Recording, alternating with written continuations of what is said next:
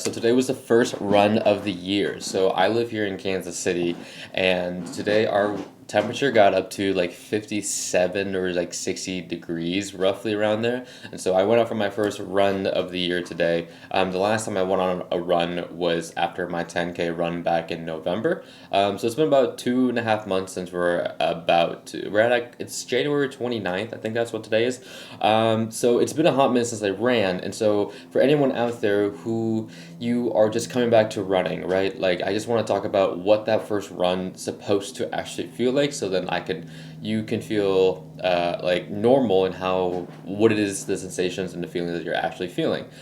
So whether it be it's your first time running or you have taken a hiatus from running for a hot minute, like I did, or you're coming back from injury. Injury is almost like its own special category because it's an injury related category, but essentially all within the same bucket should still the principle still applies. So your first run back, and say it's been a minute, and say you have a history of being a great runner, you breathe really well, ran well, all that stuff, but you take there's a substantial period of time that you did not run. Your foot did not hit the pavement for a hot minute, and your first run, your heart rate's going to be all over the place. And many people do ask the question of like, what should my heart rate be? Should I wear some type of monitor on my wrists, a chest strap? Should I be should I be in the zone 2 area? What is zone 2? What is zone 3? Like what should my heart rate be? All that stuff. And those are great questions to be asking, but most of the time you don't need to be asking those questions until later on, just because you're introducing it or reintroducing it to a whole new stimulus again, and it's just going to be knocked out of disturbance, and your whole system's going to be like, what the fuck are you doing to us? This just hurts. We don't know how to handle this. You kind of lost some of those adaptations, those aerobic adaptations, and your body's going to take a hot minute to kind of like readjust. Like I just went on my run, and normally for when I'm running like zone 2, that lower threshold running, where I'm using a lot more oxygen during the run, I'm breathing mainly through my nose. Excuse me, and I'm not like huffing puffing a whole lot. I keep my heart rate for those long easy runs around that 130-ish to the 150s. That's like my zone 2 like bracket. But I will tell you that the first half that run, my heart rate got up to like the 160, almost to the like mid 170s. And if I were to grade myself from an RPE scale, and RPE just stands for rate of perceived exertion, it's just a way for you to just kind of like do like a litmus test with yourself to see how hard am I working, how hard does this feel from a scale of 1 to 10, and 1 being like you're just sitting like walking like living, 10 being it's like the upper limit, you're redlining it, you're about to just like blow.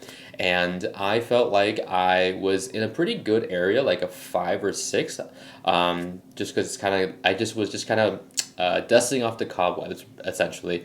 And but I looked at my heart rate and I got it to like 165, 168, and I was like, well, this is to be expected because it's been a minute, and so my heart, my cardiovascular system, and just my body isn't used to the stimulus anymore. And I was running at a like stride and cadence pace that I was doing before, but my body just hasn't. It's detrained a little bit in this domain, and that's normal. It's normal that if you take some time away, depending on what category it is, if it's more like aerobic adaptation, anaerobic, muscular strength, endurance, whatever, all the different categories of all that stuff, there's a duration time for each one where if you don't use it, you essentially lose it, and each one has their own expiration date.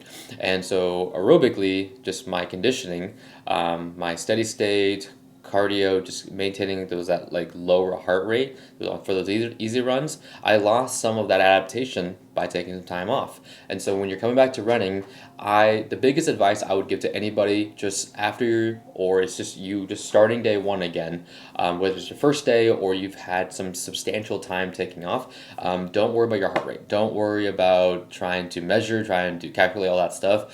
Just try to just do it because your whole system, your heart rate's going to go up regardless. And so just try to find the pace that works well with you, that kind of keeps you going going still and that you're still having fun and you want to continue on.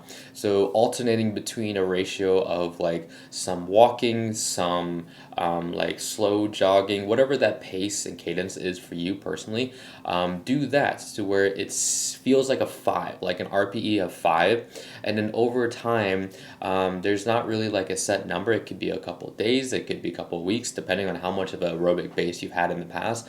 It's going to take you time to build for your heart rate and everything to level out and stuff. And so that's why taking the first couple of weeks to a couple months of just listening to your own body, looking at like your conversation, right? Like run a talk test. This is something that we've done in the lab and a lot of like exercise science, like research studies and stuff like that. It's called like a talk test. So just think conversation style pace. Like if you were to be running and you're having a conversation with a friend next to you or on the phone through your AirPods or whatever, and and you're running, and can you still maintain a conversation while you're at the intensity that you are running? And if you feel like you're grasping for too much air in between your words, that means the intensity is going up and your heart rate's going to go up too, because there's a linear relationship between your heart rate and then your RPE. So how hard do you feel like you're working globally, like system wise, not just mentally, of like if you're doing it as a form of punishment or it's just uncomfortable, like it's going to be discomfort for everyone, especially if it's you're still new to it, right? Like for me, I'm still new to it, but my love and my affinity for running and endurance has gone up more, and so it's a little different. I have a few more years and decades when it comes to like RPE training, effort, things like that from a physical capability standpoint. But just can you have a conversation? If you could feel like you can have full conversations, you're not huffing and puffing too much, then you're in that zone 2 area. But if it's kind of revving up a little too much, then you know that you're dipping into zone 3, higher heart rate. You want to pull back. And so that's what I would suggest until things kind of level out a little bit. It feels good to you. And after several weeks, several months, essentially your call, then you can bring it on the whole, like, let's look at my heart rate on, like, try to be within like a certain bracket for zone 2, zone 3, zone 4, like whatever, all that stuff.